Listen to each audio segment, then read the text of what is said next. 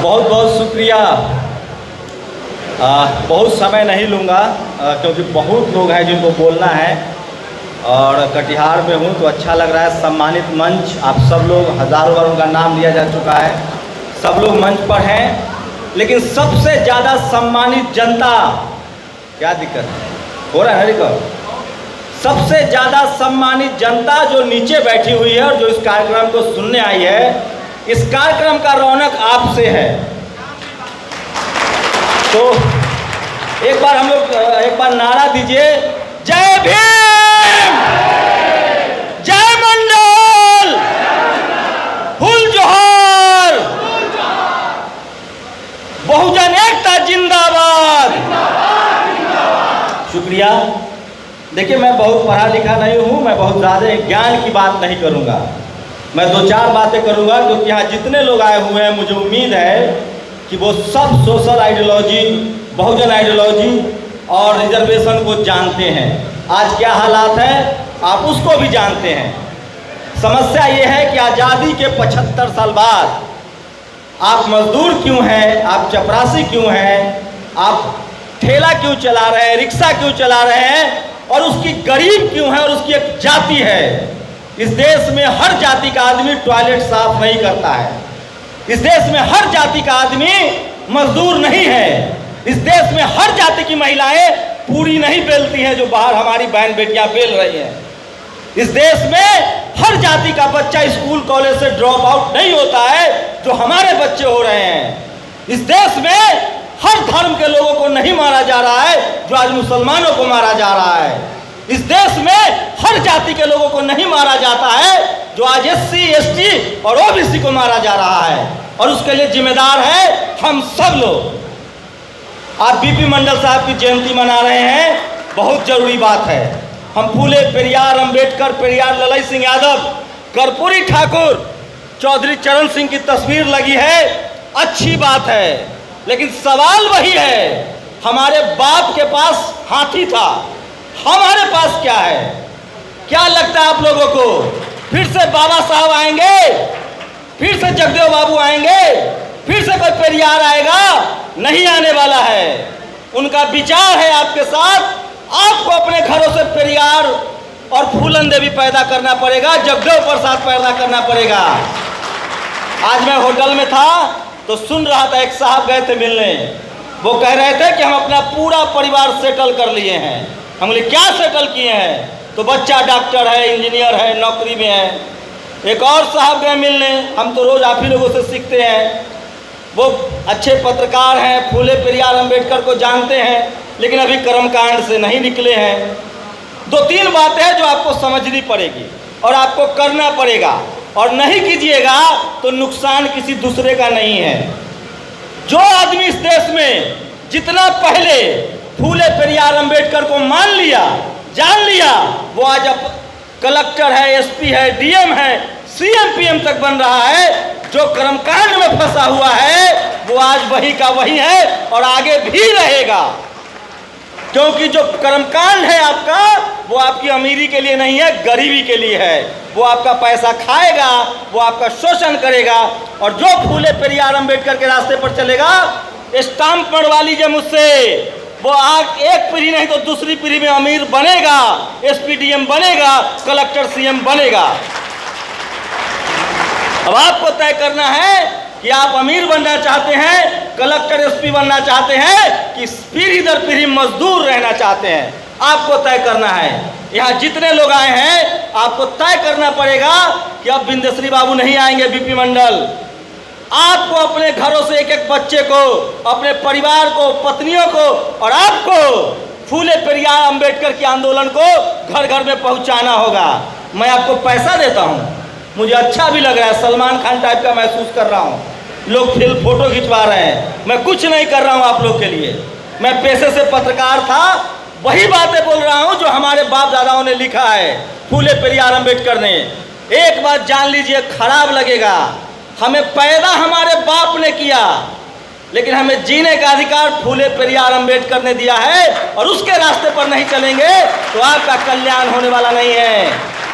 अरे कर्मकांड में तो हमारे बाप दादा भी फंसे हुए थे, लेकिन हमारी माँ तब भी मजदूरी करती थी।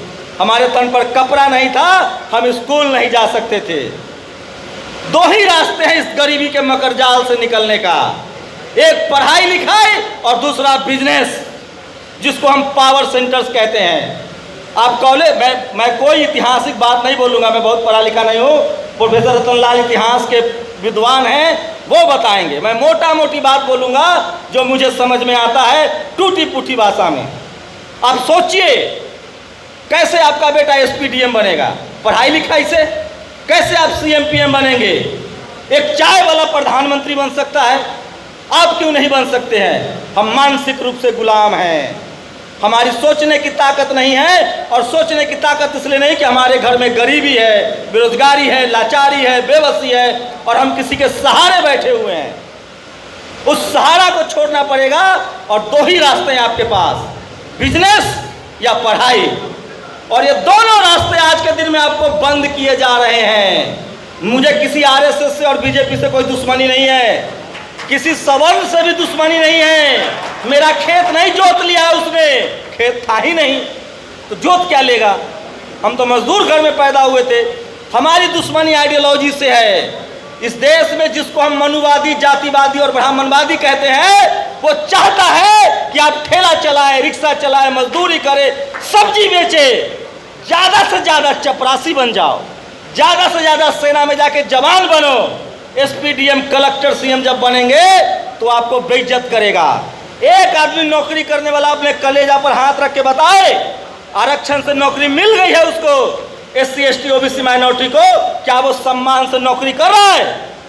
बताइए। आपको रोज बेइज्जत किया जाता है जाति के नाम पर, रोज ह्यूमिलिएट किया जाता है। और जब वोट का समय आता है तो कहता है हम हिंदू हैं। हिंदू है तो करो बहन बेटी की शादी हिंदू से। शादी जाति देखकर होता है, धर्म देखकर नहीं होता है। मैं कह रहा हूं दो तीन बातें, देखिए आपको पावर सेंटर्स में आना होगा। एक बड़ी खबर चलाई जाती है, मुझे नहीं पता यहाँ कितने ओबीसी के लोग हैं। ओबीसी वाले कितना लोग पत्थर साइंस में विश्वास करता है कि ये पहनोगे तो अमीर हो जाओगे, ये पहनोगे तो गरीब हो जाओगे। कितना ओबीसी इस देश का शेड्यूल कास्ट का एहसानमंद रहिए, जैसे बाबा साहब के हैं कि इस देश का शेड्यूल कास्ट पूरे आरक्षण की लड़ाई को मजबूती से लड़ रहा है और बीपी मंडल के आंदोलन को भी आगे बढ़ा रहा है।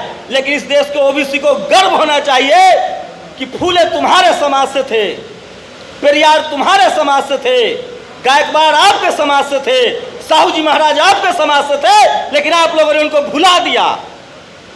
तुम कर्मकांड के चक्कर में पड़े हुए हो। आप कल्पना करो, इस देश में रोज मैं सुनता हूं और ये सच है, ओबीसी के जितनी जातियां हैं वो सब कास्ट एट्रोसिटी, जातीय हिंसा में शामिल है। वो जाति के अहंकार में डूबा हुआ है और वो अपने ही लड़ने वाले एससी एसटी पर हमला करता है। वो धर्म के नाम पर मुसलमानों पर हमला करता है, ये सच है। तुम जातिवाद के नाम पर क्या करते हो? बकरी तो बांध लिए, खेत में कोई जनेरा काट लिया तो उससे लड़ने चले गए, कोई बच्चा गन्ना तोड़ लिया तो उसको मार रहे हो, कोई आम तोड़ लिया तो उसको मार रहे हो। लेकिन तुम्हारे बच्चों को, जब तुम्हारा बच्चा कॉलेज यूनिवर्सिटी में जाता है तो वो मनुवादी अंगूठा काट ले रहा है और वहां तुम्हारी लड़ाई शेड्यूल कास्ट के बच्चे लड़ रहे हैं। इसलिए ओबीसी के लोगों, तुम बचोगे नहीं जातिवाद करके। तुम जातिवाद करोगे तो जेल जाओगे। तुम्हारी जो जातिवाद है ना, मूछ वाली, गन्ना तोड़ने पर और आम तोड़ने पर सब जेल जाओगे। और जब तुम्हारा बच्चा कॉलेज में जाता है तब उसको जातिवाद समझ में आता है। ये जातिवाद का जो मकरजाल है, इससे निकलने के लिए पीएचडी करना पड़ता है, रतनलाल जैसे लोगों को सुनना पड़ता है। इस देश में पत्रकार नहीं थे हमारे, इस देश में टीवी अखबार नहीं था हमारे पास। बाबा साहब ने 100 साल पहले मुकनायक शुरू किया था, साहू जी महाराज ने उनको पैसा दिया था। उसके बाद एक लंबा गैप रहा। उर्मिलेश जी उसी पीढ़ी के हैं, डर डर के नौकरी करनी पड़ती थी। मैंने भी किया है 15 साल टीवी में। लेकिन जब लोगों के संपर्क में आया, रतनलाल जी के संपर्क में आया, दिलीप मंडल के संपर्क में आया, दुनिया भर के लोगों को पढ़ा, तब लगा कि अपने समाज की बात, संविधान की बात, इस देश की बात करूंगा और आप लोगों का बहुत प्यार और सम्मान मिला। मैं कोई जेम्स बॉन्ड हूँ? मेरे 4 हाथ हैं, मैं एक साधारण सा हाड़ मांस का आदमी हूँ। बस इतना करता हूँ कि रोज सच बोलने की हिम्मत दिखाता हूँ और मरते दम तक बोलूँगा। कुछ नहीं करना है आप लोगों को, सिर्फ बोलना सीख जाइए। रोज चाय के दुकान पर, पान के दुकान पर, हर जगह बोलिए कि हमको अपनी सरकार बनानी है, हमें अपने नेताओं को वोट देना है। और एक बात सुन लीजिए, जो आदमी आपके घर में कुछ और बोलता है और सड़क पर कुछ और बोलता है, उस पर कतई भरोसा मत कीजिए। आपको वैसे लोगों की जरूरत है जो सरेआम आपके लिए खुलेआम बोल रहा है और लड़ रहा है। और इस देश में प्रधानमंत्री और मुख्यमंत्री कोदारी चला के नहीं बना जाता है, गन्ना के पेराई नहीं करता है, बकरी नहीं चराता है, न फैक्ट्री में काम करता है और न पैसा वाला बनता है। अगर पैसा वाला बनता तो अंबानी अडानी बनता। जिसके पास सोचने की ताकत है और बोलने की ताकत है, वही प्रधानमंत्री बनता है। और वो ताकत आपको डेवलप करनी पड़ेगी, बात करनी पड़ेगी सीधे सीधे भाषा में। और आज के डेट में आपके पास सब कुछ है। अंग्रेज आए थे तो हमारे लिए स्कूल के दरवाजे खुले, और आज सोशल मीडिया आया है तो हम एक दूसरे को जान रहे हैं। नहीं तो मैं कहाँ पैदा हुआ था, आप कहाँ के रहने वाले थे, हम लोग एक दूसरे को नहीं जानते थे। सब लोग ट्विटर पर, फेसबुक पर लिखिए, मैं सुनता हूँ रोज, आपका अनुभव बता रहा हूँ। कोई मास्टर, कोई डॉक्टर, कोई इंजीनियर, कोई आम आदमी जब लिख देता है कर्मकांड के खिलाफ तो उसको जेल में डाल देता है। बिहार के वैशाली जिला के भगवानपुर प्रखंड में एक यादव को जेल में डाले हुए हैं। हम सब चुप हैं। अगर एक एक आदमी चुप रहोगे तो सबकी बारी आएगी, ये लिख लो। और एक बात और समझ लीजिए, नोट कर लीजिए, अब जातिवाद का शिकार ढोराई मंगरू नहीं है, मेरा बाप नहीं है जो बकरी चराता है। अब जातिवाद का शिकार वो है जो शहरों में है, जो कॉलेज यूनिवर्सिटी में है, जो नौकरी में है, जो बिजनेस में है। तुम्हारी जाति देखी जा रही है और आपके बच्चे मारे जाएंगे, लिख लीजिए आप। अब उनको मजदूरों से दिक्कत नहीं है, अब उनको पढ़े लिखे बहुजनों से दिक्कत है जो अपना अधिकार मांग रहा है। इसलिए पढ़े लिखे लोगों, अगर आपको लग रहा है कि बेटा को सेट कर लिए, बेटी को सेट कर लिए, तो जाति पीछा नहीं छोड़ेगी।